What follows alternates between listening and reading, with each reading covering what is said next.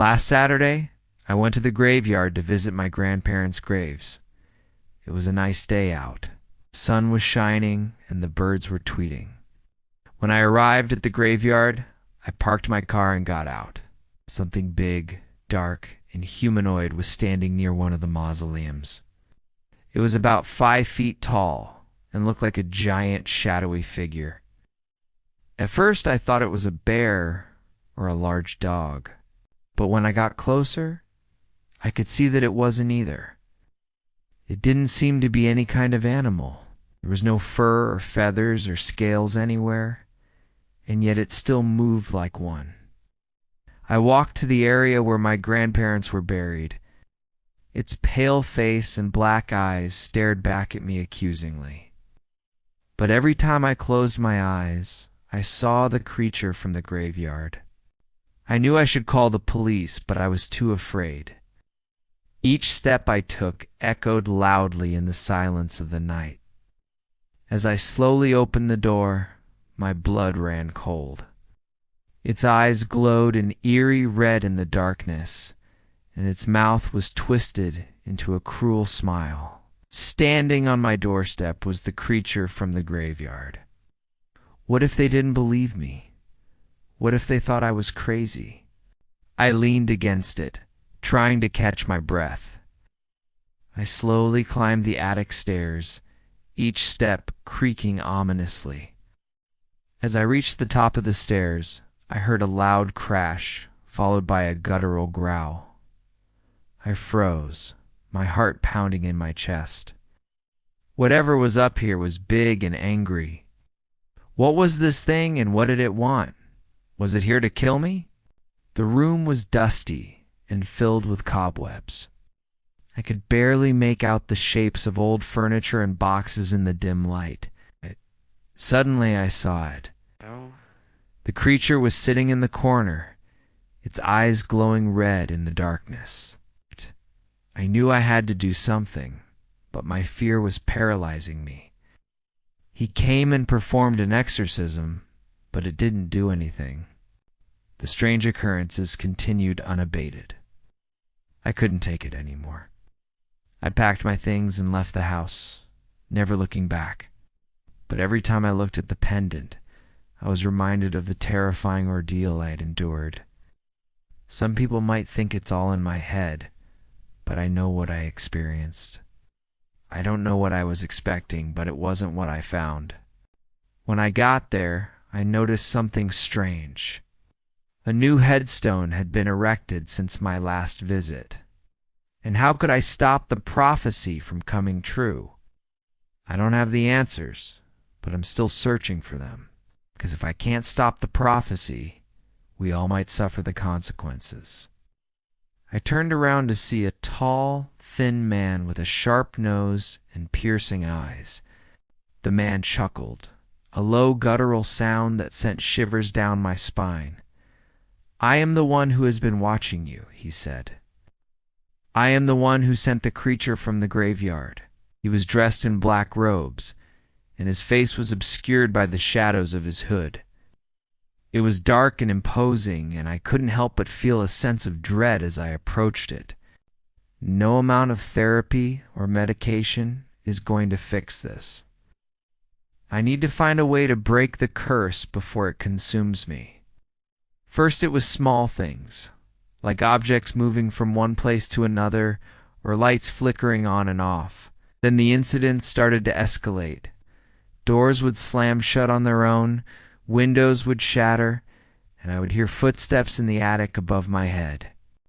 With a cry of pain, the creature let out a final scream, and then it was gone. Beneath its name and likeness were the words, "Here lies Beelzebub, Prince of Darkness." I froze in horror. Could it be? Had this creature been a demon all along? I never saw the creature again, but sometimes I still hear its echo in the darkness. Calling my name, I never know when it might return, and I live in constant fear of its next attack. The pendant hit its head, and it collapsed. "Because you are the chosen one, my dear," he said. "You are the one who will bring about the end of days. The pendant lay on the floor, its silver surface dented and scratched. And when I got there, I noticed that their headstones were covered in flowers and their graves had been visited recently. I carefully picked up the pendant, its coolness a soothing touch on my skin. Had it really been a spirit? And if so, why had it come to me? I froze.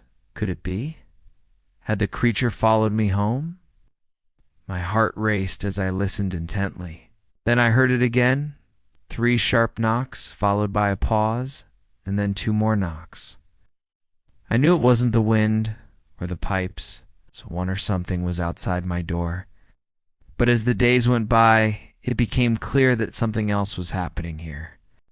I could feel a dark presence in the house with me at all times, and it seemed to be growing stronger. A creature from the graveyard? They'd probably just think I was crazy.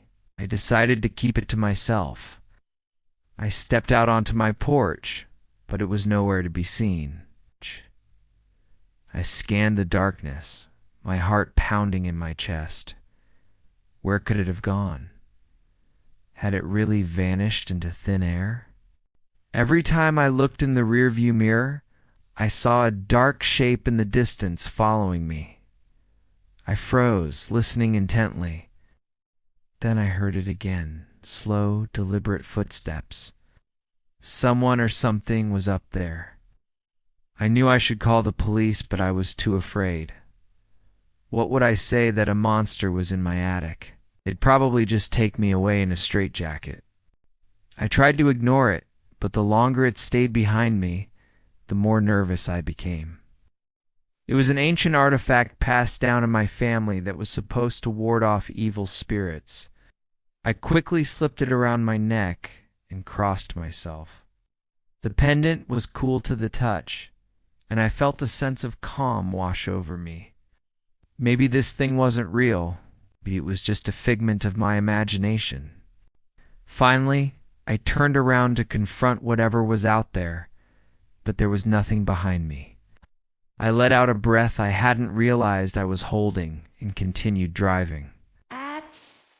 After all, it wasn't hurt, and it seemed to be avoiding me. So I left it alone and went back to my car. I don't know who did it, but it brought me some comfort, knowing that other people still thought of them fondly. After paying my respects, I turned to leave. That's when I noticed something strange. As I approached the creature, it shuffled over to another part of the graveyard and disappeared behind a row of headstones.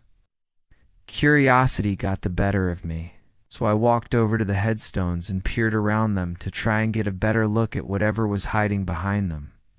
Just then, the creature turned around and saw me. Its face was pale and gray, and its eyes were black pits.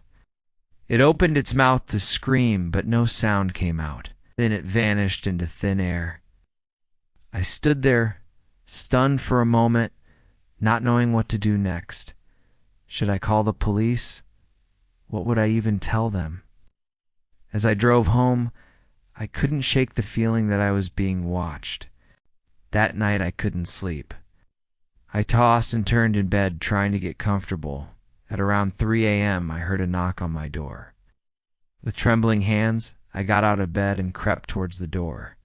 I screamed and slammed the door shut. Then I remembered the silver pendant I wore around my neck. I cautiously opened the door a crack and peered out. The creature was gone. Suddenly, I heard a noise inside my house. It sounded like footsteps in the attic above my head. I decided to investigate myself. Mustering all my courage, I turned on the attic light and started to explore. It opened its mouth to scream, but I cut it off by hurling the pendant at it. In the morning light, the attic seemed normal. There was no sign of the creature anywhere. You see, after the creature was gone, strange things started happening around the house. Days turned into weeks, and the memory of that night began to fade. But that's not the worst part. I tried to ignore it at first, thinking it was just my imagination playing tricks on me. I was desperate for help, so I called a priest. But even now, years later, I can still feel its presence watching me, waiting for me to return. So I went back to the graveyard to see if I could find some answers. As I got closer, I saw that it was for the creature from the graveyard. Suddenly, I heard a voice behind me. Looking for something? Hesitated, unsure of what to say. "Who are you?" I asked finally. My blood ran cold. "Why?" I whispered. The man's eyes flashed with amusement. Before I could respond, the man vanished, leaving me alone in the graveyard with my thoughts. What did he mean? Why had I been chosen?